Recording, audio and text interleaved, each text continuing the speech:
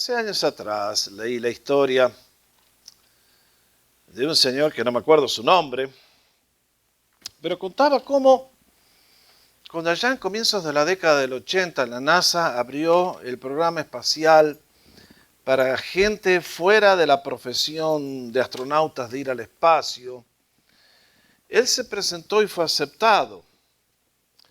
Y estaba en la lista para ser el primer maestro americano que iba a ir al espacio. Imagínense, hizo todos los entrenamientos, hizo esto, aquello, y con cuánta alegría esperaba el momento de viajar al espacio y hacer historia. Sin embargo, un mes antes, llega una decisión de arriba y le dicen, usted no vuela en la próxima misión. Lo bajaron por esas cosas que ustedes saben, decisiones que se mueven, who knows, Y este hombre contaba la amargura, la decepción, el enojo, la bronca. Y el tema era que tenía que volar en enero del año 86 en el Challenger.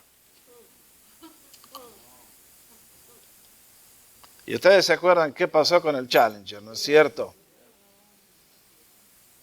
Él fue reemplazado por una maestra, que fue la primera que iba a volar al espacio, y ustedes conocen la historia como a los poquitos segundos de disparar, el Challenger explotó por un desperfecto técnico y los 7 astronautas murieron.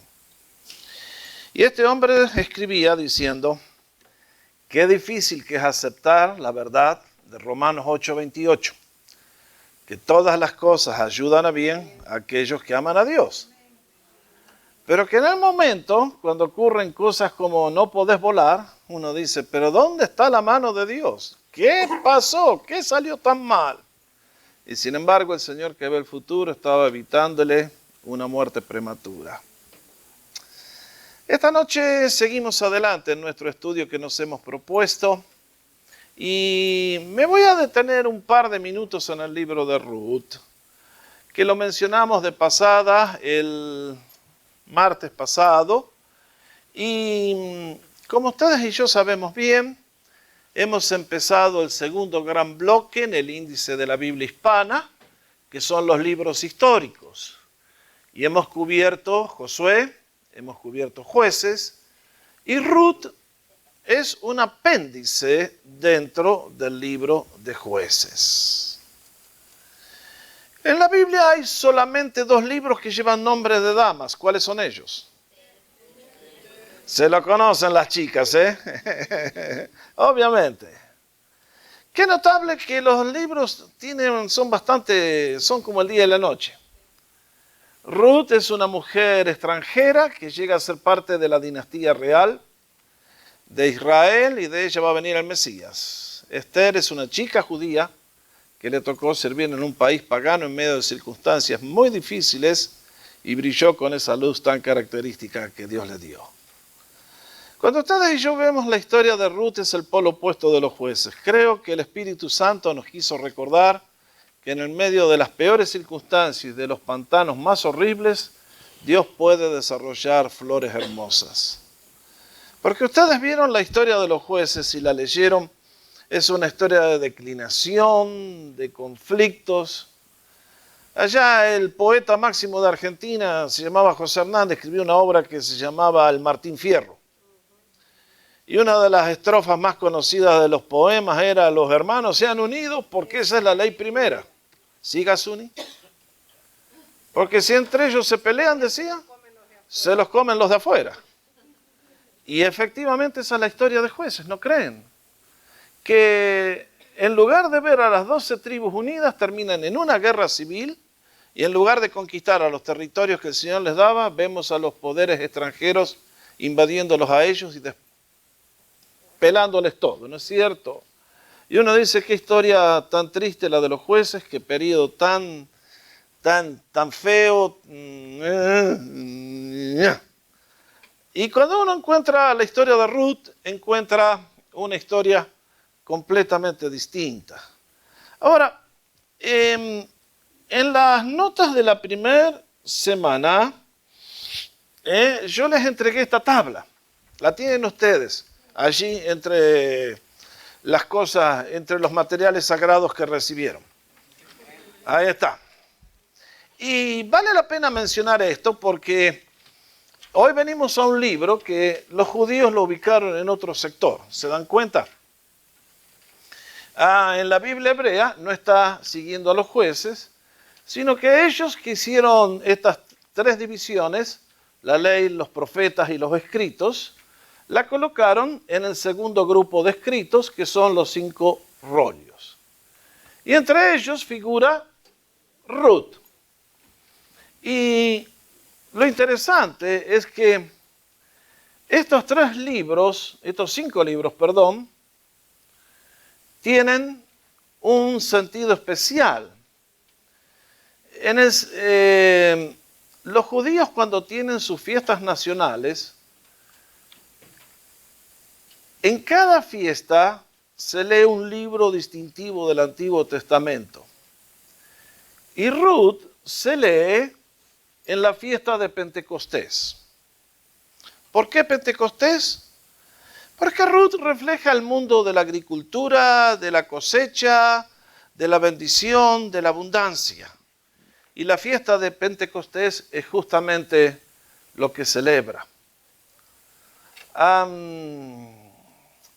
Todos los otros libros que están en esta sección se cantaban cada uno se leían, no se cantaban, en una fiesta distintiva. Cantares, esto se los doy de paso, si alguna vez les interesa lo anotan. Cantares es el libro que los judíos leen todavía en el día de hoy, en la Pascua. ¿Por qué? Porque ustedes se han leído Cantares, es el libro del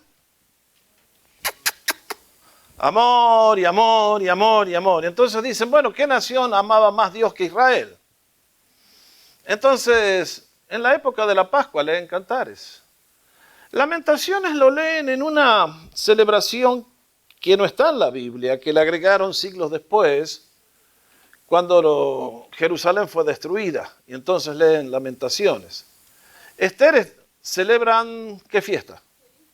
Correctamente, el Purín. ¿En qué mes? ¿Se acuerdan más o menos?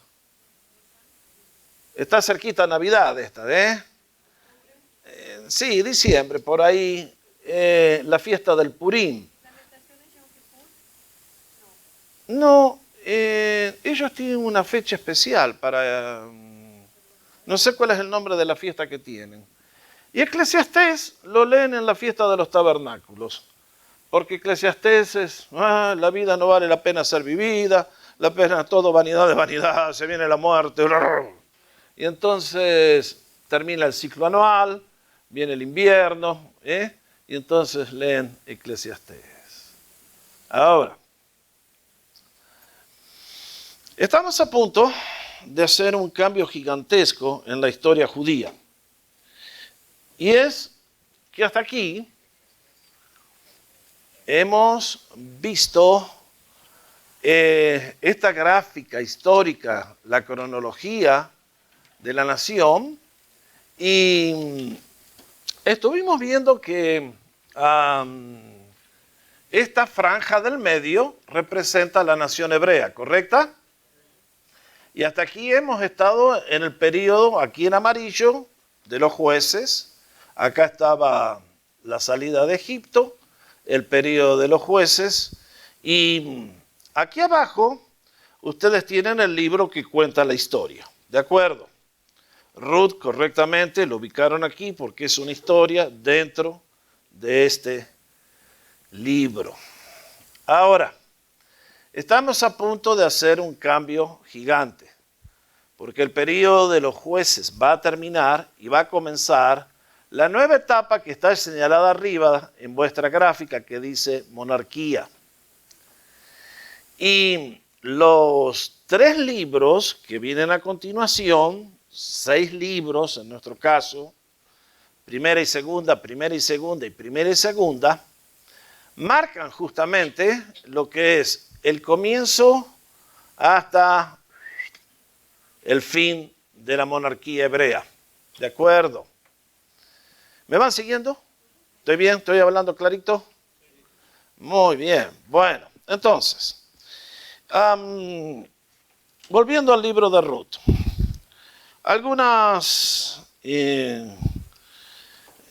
La palabra clave que resume este libro, ¿cuál es?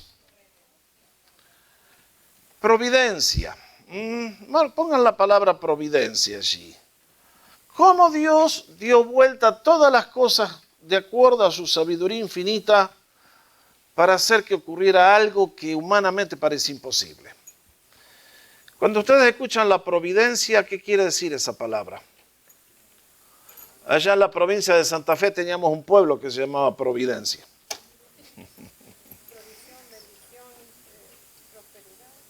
Tratos de Dios con nosotros. ¿Quieren acordarse? En la providencia de Dios hoy estamos aquí. En la providencia de Dios usted dejó su país y llegó a Estados Unidos. En la providencia de Dios usted se casó, grave error.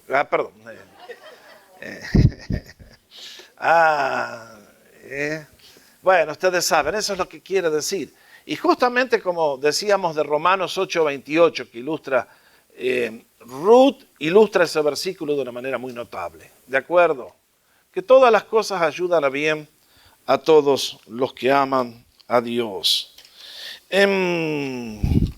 Junto con la providencia de Dios, cuesta creer la palabra amor, pero realmente es así. Aunque muchas veces el Señor nos deja sorprendidos. Porque la verdad que la pobre Noemí le tocó una pesada, ¿no? ¿Quién iba a imaginar que a través de la gran tragedia iba a surgir algo tan bueno como que de la descendencia de esa chica moabita un día iba a nacer el rey David y mucho más adelante nuestro bendito Señor Jesús? Así que eso es lo que ilustra Ruth con su historia. Ahora, decidí ponerles el bosquejo de otra forma. En esta chart. Wow, ¿cómo hablas, loco? En esta gráfica decidí, en lugar de hacerles el bosquejo de arriba para abajo, le hice de izquierda para derecha. Ahí está. Y ahí básicamente tienen las tres secciones mayores del libro de Ruth. Es una historia apasionante. Yo el Día de la Madre prediqué sobre el libro de Ruth, exaltando la vida de Noemí, una mujer realmente increíble. ¿Cuántas suegras conocen que se lleva tan bien con la nuera?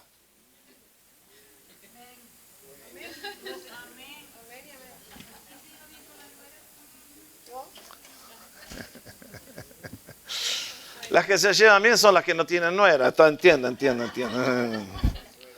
Pero ustedes saben que ahí hay una competencia feroz, ¿eh? Hija mía, a ver cómo tratás a mi niño, ¿eh? Upa. Y Noemí, con ese amor tan impresionante, gana a Ruth para el reino, y vaya las bendiciones que significó para Ruth haber entrado en la vida de Noemí. Las secciones allí las tienen, no se las voy a repetir. Ustedes conocen como Noemí, movida por el hambre, tiene que ir a vivir a Moab, y allí muere su esposo, sus dos hijos, y entonces decide regresar a Belén, de donde era originalmente, y las dos chicas, las dos nueras, deciden seguirla, pero Orpa retorna en el punto de la frontera, porque no había futuro para ella teóricamente en Israel. Ruth, en esa afirmación notable de los versículos 15 y 16, decide acompañar a su suegra, y vaya la experiencia que tendría. En el capítulo 3, allí tienen los riesgos de la fe, cómo Ruth, movida tiene que salir a buscar trabajo, y cómo Dios mueve todas las circunstancias para que vaya a trabajar al campo de Booz. Booz aparece en el momento correcto, y la trama de esa es realmente muy notable. Hay muchas costumbres culturales que en el día de hoy a nuestra mente suenan incomprensibles, honestamente. Y luego, la tercera parte, en el capítulo 4, El párrafo que hay que leer para entender el capítulo 4 está en Deuteronomio, capítulo 25. ¿Por qué? Porque ¿qué es esto que está pasando allí? ¿Cómo es esto de la redención? Si quieren anotar Deuteronomio, se los leo. 25 del 5 al 10.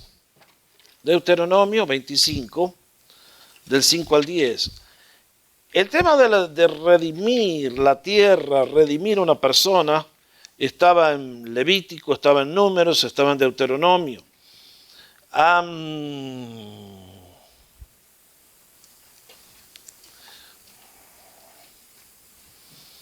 Y para entender esta historia, ¿qué es lo que está pidiendo vos? ¿Lo tienen todos? Deuteronomio 25. 25:5. Cuando hermanos habitaren juntos y muriere alguno de ellos y no tuviere hijo, la mujer del muerto no se casará fuera con hombre extraño. Su cuñado se llegará a ella y la tomará por su mujer y hará con ella parentesco. Y el primogénito que ella diere a luz sucederá en el nombre de su hermano muerto, para que el nombre de éste no sea borrado de Israel. ¿Qué cosa, no? Esto era el plan de Dios. Y si el hombre no quisiere tomar a su cuñada, irá entonces su cuñada a la puerta, a los ancianos, y dirá: mi cuñado no quiere suscitar nombre en Israel a su hermano, no quiere emparentar conmigo. Entonces los ancianos de aquella ciudad lo harán venir y hablarán con él, y si él se levantare y dijere: no quiero tomarla, se acercará entonces su cuñada a él delante de los ancianos, y le quitará el calzado del pie,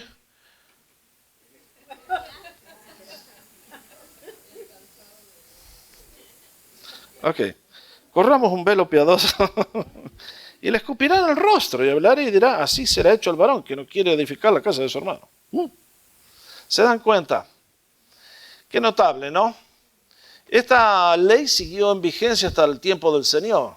¿Se acuerdan la trampa que le trajeron los saduceos al Señor cuando le dijeron: Señor, ¿qué va? Un tipo que se casó y no tuvo hijo, y vino el hermano y se casó con ella y no tuvo hijo. Y vinieron los 10 hermanos, los 40 hermanos y ninguno. Y en el cielo, ¿de quién va a ser esposa ella? Y el Señor les contó de una manera, dice: ustedes no entienden un pepino, muchachos, Dios no es Dios de muertos, sino de vivos. Y entonces nos explicó que en el cielo, está medio aburrido, todos vamos a ser angelitos allá. Bueno, en fin, corramos un velo piadoso. Entonces, esa es la historia. Y cómo da vuelta toda la situación, cómo el que era el pariente más cercano no quiere tener el privilegio entonces se lo pasa a vos se casa con Ruth y vaya vida feliz la que tuvieran. Y indudablemente el libro fue escrito, fíjense los últimos versículos, nos dicen básicamente, no sabemos quién escribió el libro de Ruth, evidentemente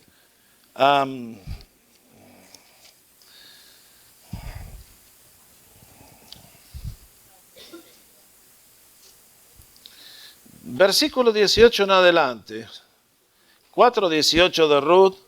Estas son las generaciones de Fares. Este es el hijo de Judá. Y acá se nos dan algunos nombres. Fares engendró a Esrón, a Ram, Aminadab, Nazón, Salmón. Flor de trucha el salmón como siempre digo. Engendró a Boaz y Boaz engendró a Obed. Y Obed engendró a Isaí, y a Isaí engendró a David. Ahí están todos,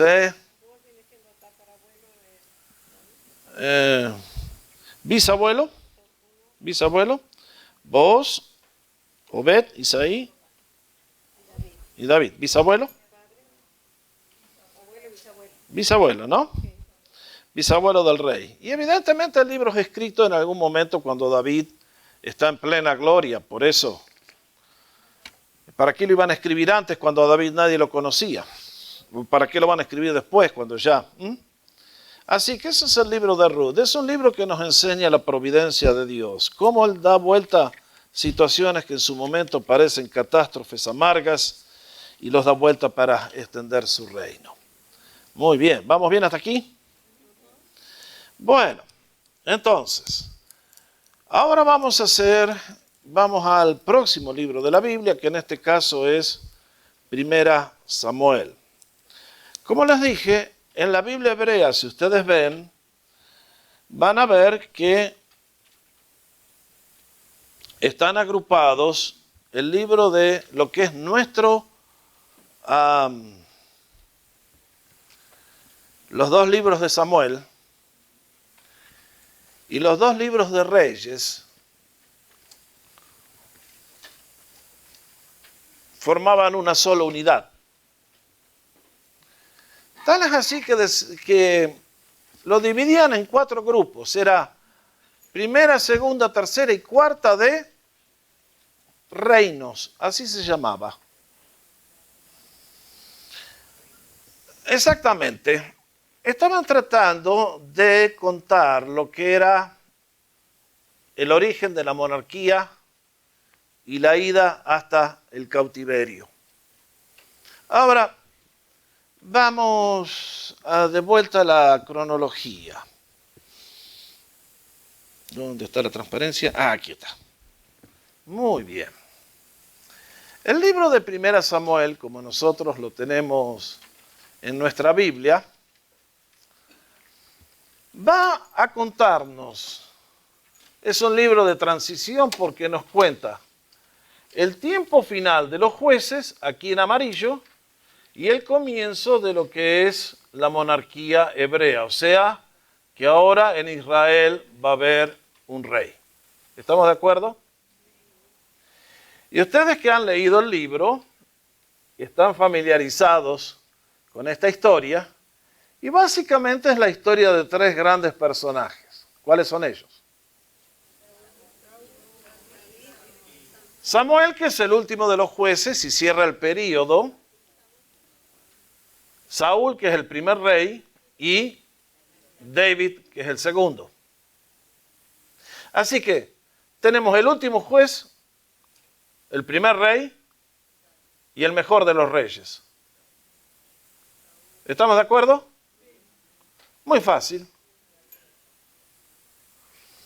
Entonces, cuando uno viene a este libro, si quieren pasar al bosquejo que tienen, vamos a usarlo.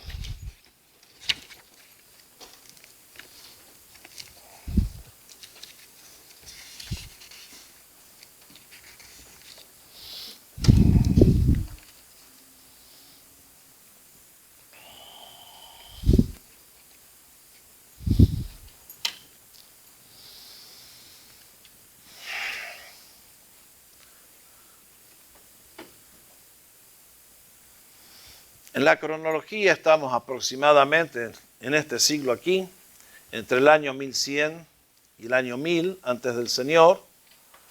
Y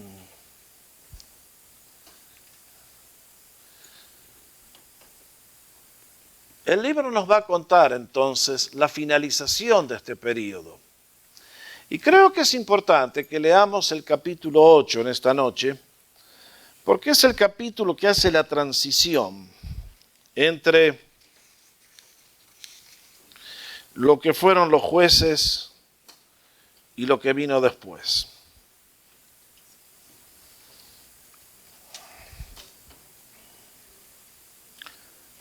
Primera Samuel, capítulo 8, vamos a leer este capítulo.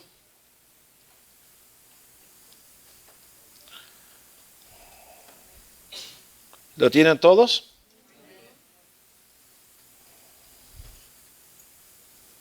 Aconteció que habiendo Samuel envejecido, puso a sus hijos por jueces sobre Israel.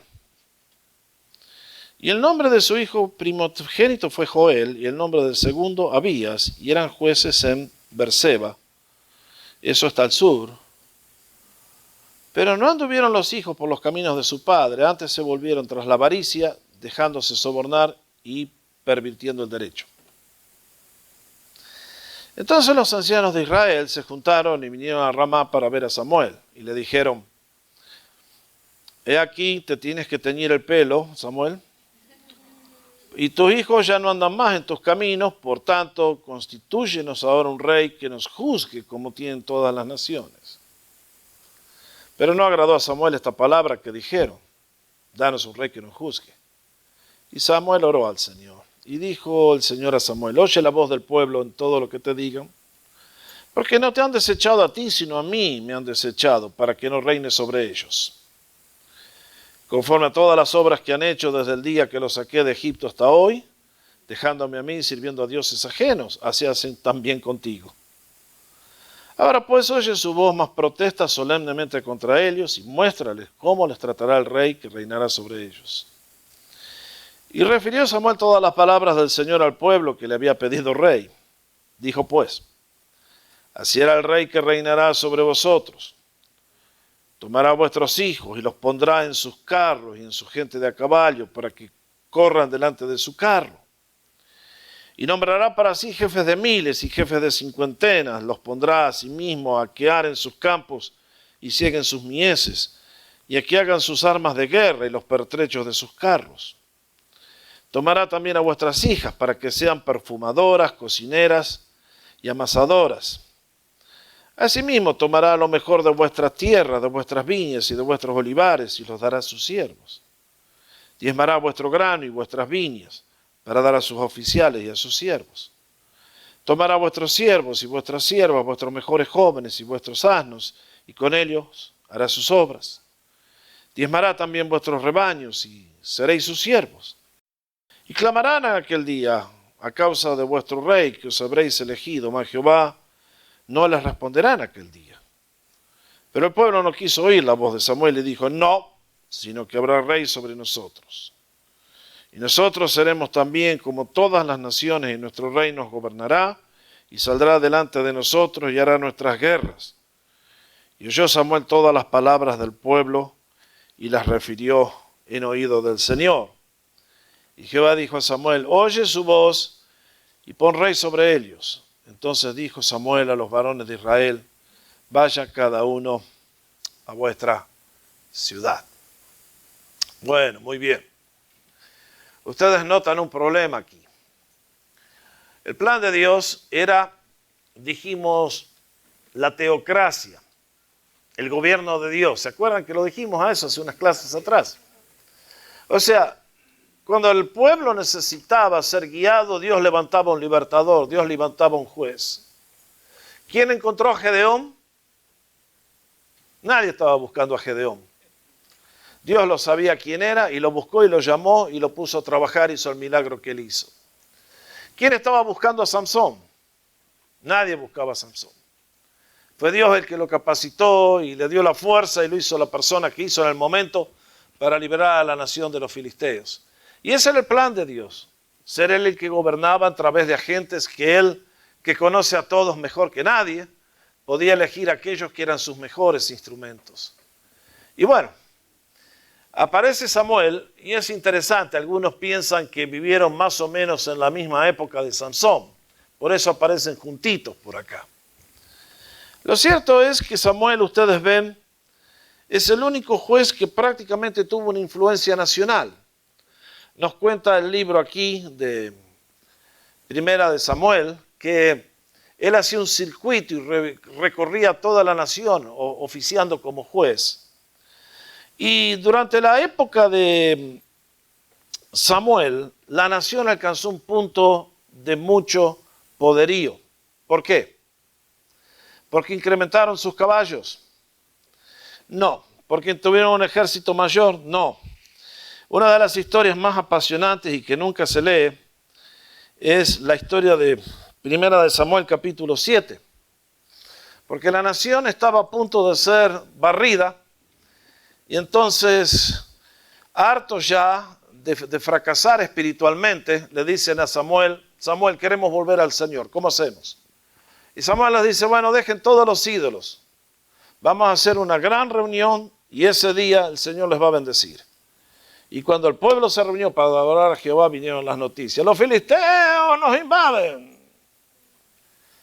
Y entonces Samuel hizo una oración. Los filisteos se quedaron paraditos, quietitos. Y en una...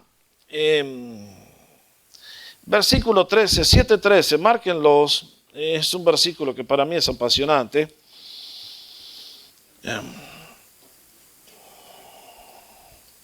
Primera, Samuel 7:13.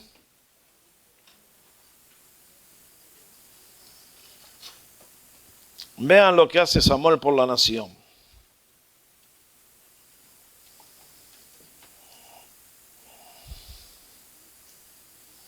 Simplemente,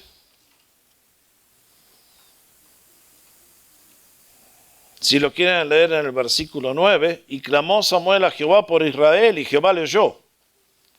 Madre mía, Jehová escuchaba la oración de Samuel. Y entonces, boom, los filisteos desaparecen. Dice, y así fueron sometidos los filisteos. Y no volvieron más a entrar en el territorio de Israel, y la mano de Jehová estuvo contra los filisteos todos los días de Samuel. Vean ustedes qué versículo apasionante. Mucho más poderoso que todos los ejércitos de la nación fueron las oraciones de Samuel. Con su oración puso un vallado, puso una cerca más poderosa que todo lo que los ejércitos podían brindar. Tal grande es el poder de la oración. Y mis hermanos, en este caso, lo que era una nación en desorden, en caos, en guerras civiles, en todo lo que ustedes y yo vemos, durante los años que vive Samuel, la nación reverdece, vuelve a florecer, vuelve a ser una nación próspera, bendecida. Y ya ven, han pasado los años, Samuel ministra por aproximadamente 40 años, y bueno, lamentablemente el líder perfecto nunca hay en la vida. En este caso leímos en el comienzo del capítulo 8 que Samuel medio quiere hacer una dinastía real y pone a sus hijos a ser jueces, y resulta que los muchachos no eran santos como él. Ahí lo leímos. Y entonces viene el pedido de un rey. Ustedes y yo leímos. Cuando estudiamos Deuteronomio, allí había provisiones para el día que apareciera un rey, pero el rey no era la voluntad de Dios. Él quería gobernar a la nación. Y sin embargo, sabiendo lo que iba a pasar, leímos en Deuteronomio cuando estudiamos de que si un rey aparecía, entonces hagan esto y aquello. Y ahora llega el día cuando realmente la nación le dice a Samuel, Samuel, tus hijos no tienen la integridad, no tienen la honestidad tuya, han perdido el camino, por lo tanto, te pedimos que nos pongas un rey. Y ustedes ven, Dios le dice a Samuel, Samuel, no te han rechazado a ti, me han rechazado a mí. No te la tomes personalmente. Dales el gusto, aunque va a ser para tropiezo. Lógicamente, ahora, hasta aquí, todo lo que ellos cosechaban les pertenecía a ellos y al Señor. Todo lo que hacían, su trabajo, pero ustedes saben, cuando hay un gobierno y un ejército y todo, empiezan a aparecer los impuestos y hay que mantener el estatus elevado que tiene el rey. Hay que abrir embajadas en otros países. Bueno, ustedes conocen. De algún lugar tiene que salir la plata para pagar todo eso y tiene que salir de los bolsillos del pueblo. Y entonces les advierte claramente lo que les va a pasar, pero el pueblo se mantiene firme. Es entonces que finalmente aparece el primero de los reyes, y es Saúl. Y la historia de Saúl es digna de ser analizada en detalle. No sé cuántos de ustedes estaban en las células cuando estudiamos los héroes inspiradores de la Biblia. Bueno, si quieren conseguir esos CDs, están por ahí. Hay un estudio completo sobre la vida de Samuel, uno completo sobre la vida de Saúl. Y la verdad que Saúl de inspirador tiene poco. Más bien habría que ponerlo en otra categoría, que es la de los fracasados notables. Y no es por condenarlo al hombre, porque yo no soy quien para juzgar a alguien como Saúl, pero ciertamente que cuando el hombre sube al reino tiene todas las posibilidades.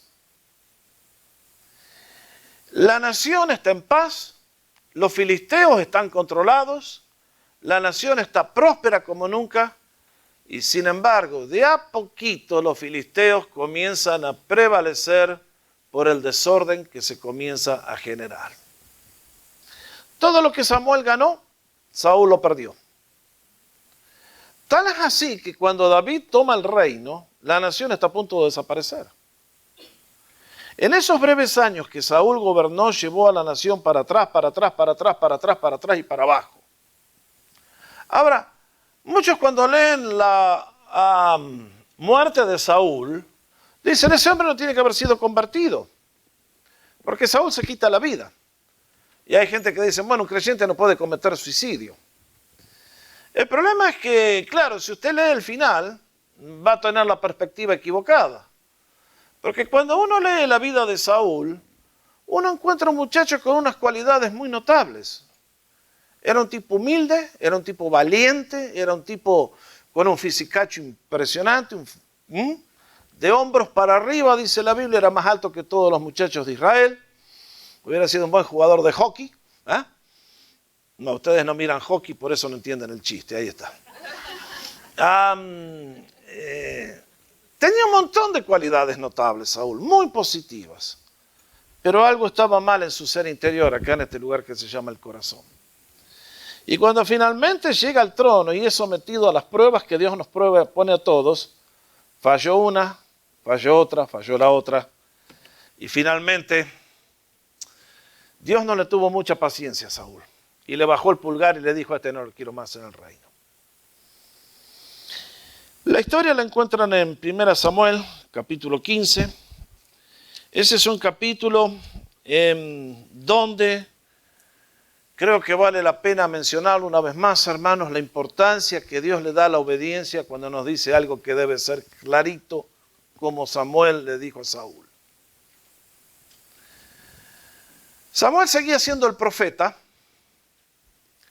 era el que comunicaba la voluntad de Dios al rey ahora, y Samuel amó a Saúl hasta el último día de su vida. Oró por él, buscó de ayudarlo, pero Saúl no se dejaba ayudar. Y en este caso, en 1 Samuel recibe la orden de eliminar a los amalecitas. ¿A dónde los habíamos encontrado los amalecitas? ¿Se acuerdan? Éxodo, por allá, capítulo 17, que atacaron a Israel por la retaguardia y mataron un montón de gente. Y Dios le dijo, ahora andá y ejecutá venganza, liquidá a los amalecitas, que no quede ni uno con vida. Y entonces Saúl cumple parcialmente, y como líder débil que era, dijo, bueno, el pueblo me hizo hacer esto. 15:22 de 1 Samuel, qué versículo, Márquenlo si nunca lo habían visto, hermanos. Se complace Jehová tanto en los holocaustos y víctimas, como en que se obedezca a las palabras del Señor. Ciertamente el obedecer es mejor que los sacrificios y el prestar atención que la grosura de los carneros. ¡Wow! ¡Qué versículo, Y luego sigue diciendo, porque como pecado de adivinación es la rebelión, y como ídolos e idolatría, la obstinación, la terquedad. Por cuanto tú desechaste la palabra de Jehová, Él también te ha desechado para que no seas rey. Esa afirmación es tremenda, hermanos. El Señor le da mucha importancia a nuestro espíritu, a cómo hacemos las cosas. El espíritu de rebelión, de altivez, de querer hacer las cosas a mi modo, a mi gusto, peligrosísimo. Nosotros vivimos del otro lado de la cruz y ciertamente nadie nos va a sacar la salvación y los regalos que Dios nos ha dado. Pero muchas veces detrás de un espíritu de rebelde hay una mano muy siniestra del enemigo. Y en tantos lugares hay personas que pierden todas las bendiciones de Dios justamente por esta razón. Saúl las tenía todas a favor y las perdió todas. Y lo que me duele de Saúl es lo que siempre pasa. Que el que fracasa en estos casos le hace pagar el precio más alto ¿a quién? Siempre, a los hijos, correctamente contestaron las hermanas. Cuando el libro de 1 Samuel termina, Saúl va a la batalla, ¿y quiénes mueren en la batalla? Muere él, y muere Jonathan, y mueren todos los hijos. Y uno dice, ¿cómo es posible que este hombre, que un día las tenía todas a favor, haya terminado todo tan mal? Que haya ido a buscar una bruja para que le revele el futuro porque Dios ya no le habla más. Que termine como termina y uno dice, uy, Señor, qué lecciones, ¿eh? Bueno, creo que Saúl, mucho se discute todavía si lo vamos a ver en el cielo o no. Yo creo que lo voy a ver a Saúl. Pero va a ser como aquellos creyentes que leímos la semana pasada que son salvos como por fuego. Que algunas cosas hizo buenas para Dios, pero en el 90% terminó haciendo un naufragio total. Y uno dice, qué lástima, Señor. La tenía toda a favor y la regó. Entonces, ya que Saúl ha fracasado, una vez más Dios toma la iniciativa. ¿Y quién descubrió a David? Dios lo descubrió. Dios sabía exactamente quién era el líder que necesitaba su nación. ¿Y dónde lo descubrió? En la Universidad de Yale. ¿No es cierto? Allí en la mejor universidad, en la Universidad de la Trinchera, en la Universidad de la Vida, donde este chico había sido llevado por las circunstancias de la vida y nació en un hogar campesino y le tocó de chiquito, no había becas en aquel entonces, no había scholarships. Le tocó ir a trabajar al campo y defender las ovejas de papá. Y vaya líder que se estaba formando en un lugar donde nadie estaba buscándolo. Porque allí bajo las estrellas de Israel, bajo los cielos hermosos que tiene la Tierra Santa, allí se estaba formando el líder más notable en toda la historia de la nación. Y este libro de 1 Samuel entonces va a cubrir la finalización de los jueces al desaparecer Samuel, el comienzo de la monarquía con Saúl y va a terminar con la muerte de Saúl. David todavía no es rey. David está en formación. Ahora, qué cosa tan notable. La vida de David para mí es una de las más inspiradoras. Es al hombre que más capítulos se le dedican en la Biblia. 64 capítulos tiene la Biblia dedicados a David. Y en 2 Samuel lo vamos a ver que llega al trono y vamos a ver su crecimiento y las conquistas que tiene la nación. Pero lo que más me impresiona a mí de David es que este chico, en un lugar secreto, desarrolló cualidades y convicciones que para mí son apasionantes. Cuando es llevado al palacio para que le calmen los nervios al loco este de Saúl, allí se le menciona que el chico tocaba el arpa muy bien, a diferencia de Gedeón. ¿Se acuerdan de Gedeón? Ya. Tocaba tan mal la trompeta que los moabitas salieron corriendo. Bueno, no repitan eso. Experto en música, compositor, poeta, que es la que no tenía David, las agarró todas. Para cómo el tipo era lindo, ¿eh? Las chicas en el día de hoy, madre mía. Ay. ¿Vieron cómo gritan cuando aparecen los locos en los escenarios? Si hubiera aparecido David, no dice que el tipo era hermoso de ojos. Wow. Notable el hombre. Y bueno, allí estaba. En la soledad conoció a Dios. Y llegó a conocerlo de un modo que realmente David es la encarnación de los propósitos de Dios para su nación. Por eso nadie llegó más alto que David en la historia de toda la nación. Dios le da el título, este es el hombre según mi corazón. ¡Wow! ¡Qué título envidioso, envidiable! Nadie entendió mejor que David lo que era el corazón de Dios. Nadie hizo más por el reino que David. David fue un guerrero brillante, hizo conquistas militares apasionantes, pero lo que definió el reinado de David no fue eso. ¿Qué fue? Su relación con el Señor. Y uno dice, qué hombre tan increíble. Ahora, como todos los líderes les dije, ustedes leen el Antiguo Testamento y el Nuevo Testamento y la historia del día de hoy, y no hay hombre que no tenga pies de barros. ¿Está bien? Porque en 2 Samuel lo vamos a ver a David cometer un error gigante, un doble error, y entonces su vida cambió para siempre. Pero en este momento, David, en este libro, está en formación. Él es traído del rebaño y va al palacio, y es una historia media rara. Lo cierto es que cambiaba entre el palacio, que tocaba el arpa, y estaba con el rebaño. Y un día, ustedes acuerdan cómo apareció Goliat, y todo el pueblo comió chicken chow mein.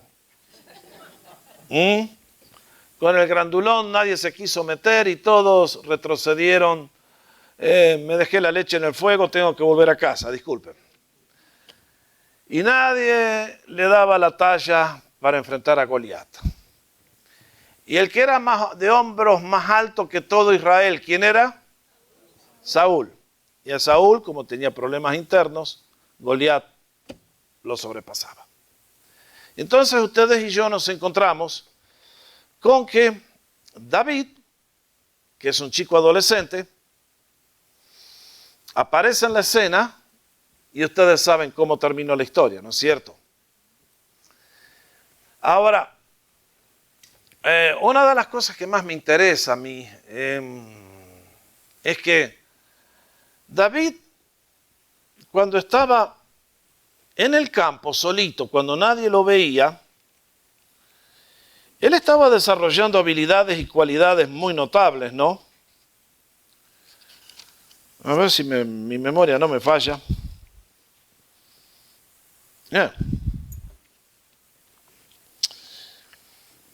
Mientras él estaba ahí en el campo, él estaba desarrollando las artes de guerra.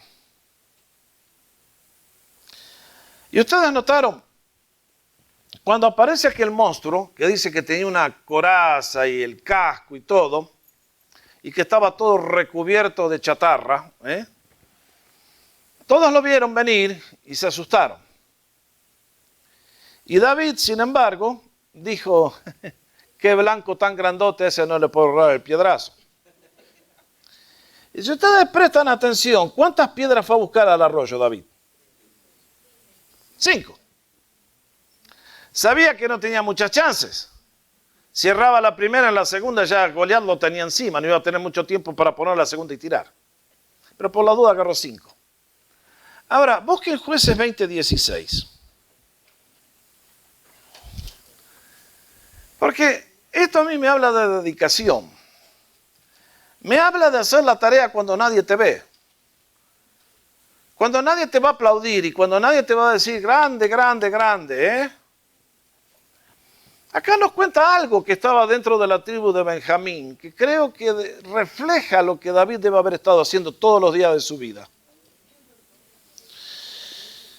Dice Jueces 20:16, de toda aquella gente había 700 hombres escogidos que eran zurdos. Miren, todos Maradona, Messi, Pelé, todos los cuales tiraban una piedra con la honda a un cabello y no erraban. ¿Tenían puntería los muchachos? Entonces, mientras todos vieron un monstruo, este tiene un pedacito, es bastante suficiente para encajar el pedrazo, acá. Y el tipo, como estaba todos los días, dale, dale, dale, dale, pum, dale, dale, dale, pum, pum, y Goliat se acabó la historia. Y muchachos, chicas, a mí la vida de David me inspira, siempre me desafió. Porque allí cuando nadie nos ve, estamos haciendo el trabajo en secreto, nadie nos aplaude, el Señor lo está viendo todo. Y el Señor sabía quién era el que necesitaba para que guíe a su nación. Y a su debido momento lo trajo al escenario nacional. Ahora, la última parte de ustedes tienen aquí el bosquejo y yo me estoy olvidando, ya me estoy poniendo a predicar y... Bueno. La última parte del libro está dedicada a David, ¿no es cierto? Y las 3 secciones son David como pastor y el triunfo sobre Goliat de golpe lo convierte en celebridad nacional al muchacho. Y lo que se cuenta de David siendo tan jovencito es apasionante. Léanlo ustedes, esta noche no me da el tiempo para leer todo. Pero dice que fue comisionado, fue puesto enfrente del ejército de Saúl y el tipo entraba y salía con sabiduría y se sabía ubicar en todo lo que le tocaba hacer. Y entonces, desde el capítulo 17 hasta el final del libro, David está en formación para el trono. Y Dios lo va a formar en la escuela más difícil, que es la escuela del sufrimiento, y es la persecución injusta que le lanza Saúl. Porque movido por envidia, Saúl lo comienza a perseguir. Y un buen día David tiene que huir con lo opuesto y dejar todo. Y si ustedes se fijan en el capítulo 19, van a notar que tuvo que saltar del palacio donde estaba, en la casa de Saúl, y en un día perdió trabajo, esposa, perdió a Samuel, que nunca más lo pudo volver a ver, y como ya no le quedaba remedio, se fue a meter entre los filisteos y se hizo pasar por loco. O sea, que llegó el momento que hasta el respeto propio perdió David. Tan desesperante era su situación. Y sin embargo, en todo ese tiempo Dios estuvo con él. Dios manejaba todo. Luego comienza a armar un equipo de gente que están tan perseguidos y doloridos como él. Comienza a armar un ejército. Van viviendo de pueblo en pueblo y bueno, 2 veces le perdona la vida a Saúl. Y David sabía muy bien que no iba a llegar al reino por algo que él hiciera. Tenía que esperar el tiempo de Dios. Las 2 veces que le perdona la vida, el relato es increíble, ustedes lo pueden leer. La versión esta del 60 dice que Saúl entró en una cueva para que no se le destapen los pies. Esa era la forma hebrea de decir que tuvo que ir al baño. Y en ese momento, David, que estaba en la cueva escondido, le cortó un pedazo del manto. Y después se lo mostró cuando se fue. Rey, mire, mire. Entonces, 2 veces David le perdona la vida a Saúl. Y Saúl siempre demente por matar a David.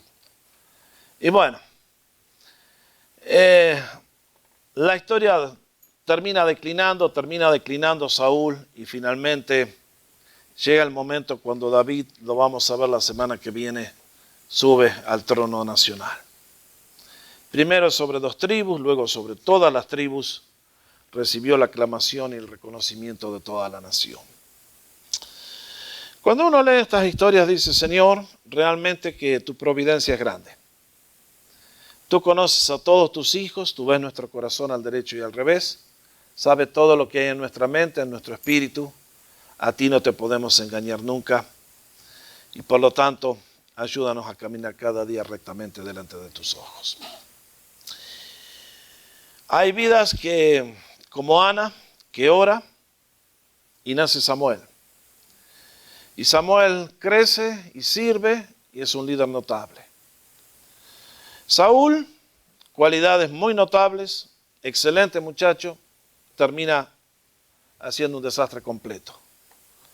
Y David va a tomar a la nación, lo vamos a ver la semana que viene si el Señor nos da vida, a punto de ser extinguida, porque todo lo que Samuel ganó, Saúl lo perdió, y ahora los enemigos de Israel se están otra vez enseñoreando. Y sin embargo, durante su reinado, va a llevar a la nación al punto más alto de su historia, y nunca antes o después de David, Israel tuvo territorios tan grandes sobre los cuales dominó. Por eso, David es el personaje central para la historia hebrea. Nunca hubo otro como él, y hasta el día de hoy No sé, no ha aparecido todavía. Bueno, mis hermanos, yo les agradezco mucho vuestro tiempo, vuestra atención. Sigamos edificando el reino, haciendo discípulos para el Señor. Servimos a un Dios muy grande, de grandes propósitos, como lo vemos en cada una de las lecciones. Y estos son libros lindos porque son históricos, así que aprovechemos el momento, ¿ok? Que el Señor les bendiga a todos y confío que estén todos sanos y vigorosos. Amén.